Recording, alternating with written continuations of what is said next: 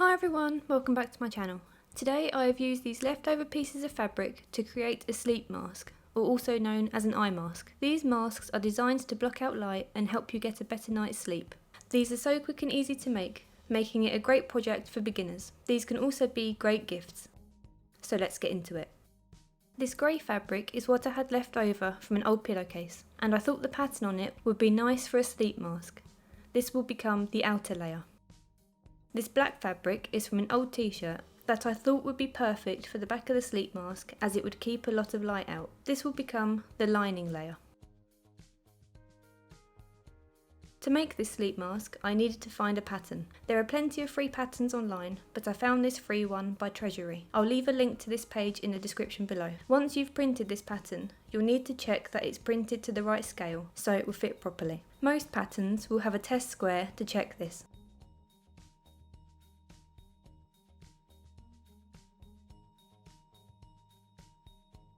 Once I'd checked this, I cut the pattern out.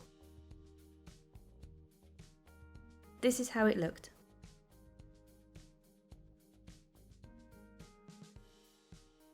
Next, I took my grey fabric and laid this out flat.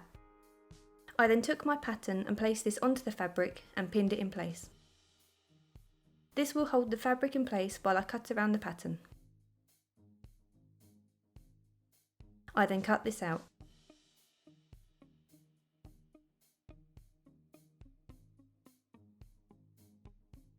This is how it looked.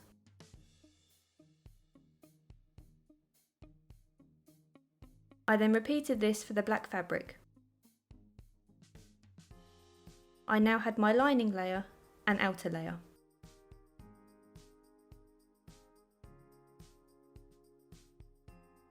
Next, I needed a piece of elastic that will go around the back of my head and attach to each side of the sleep mask. To work out how much elastic I needed, I took a piece and wrapped this around my head from temple to temple, pulling it slightly. I then cut it to this length.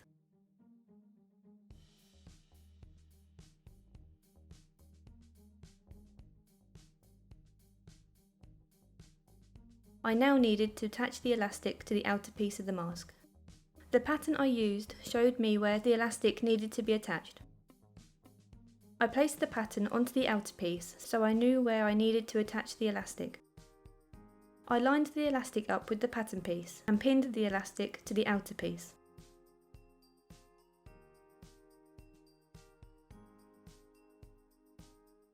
I then repeated this for the other side of the elastic, making sure it wasn't twisted.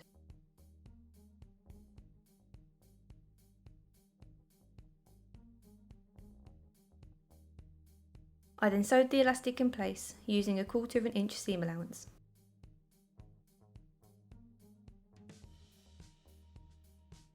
This is how it looked.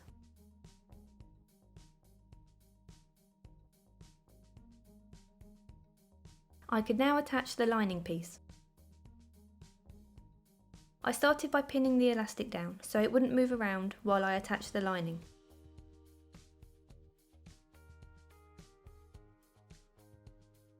I placed the lining piece onto the outer piece with the right sides together and pinned these two pieces together.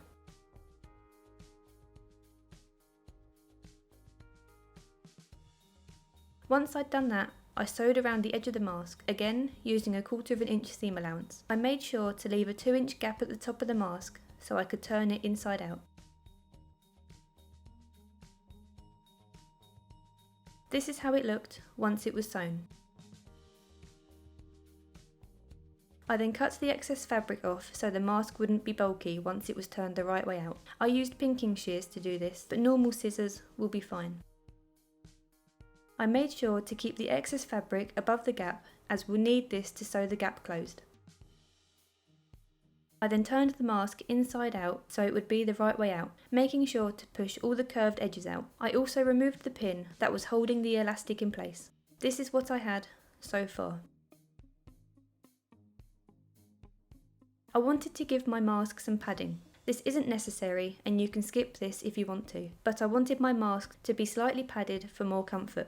For this, I had an old cushion and the inside of it was perfect for padding my mask. If you don't have anything like this, you could always use another layer of fabric instead. Just make sure it is slightly smaller than the other two pieces so it will fit through the gap in the mask and will fit it correctly.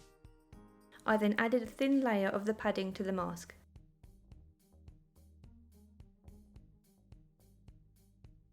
This is how it looked.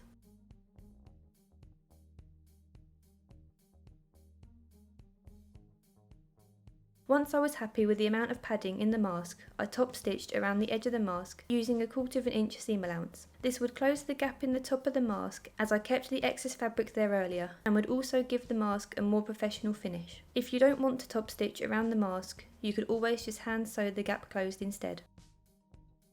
Once I top stitched all the way around the mask, it was complete. And this is how it looked. This mask is so comfortable to wear and does a great job at keeping the light out, which is exactly what it's meant to do. These masks are actually reversible, which I only realised once I'd finished it, meaning you end up getting 2 masks in one.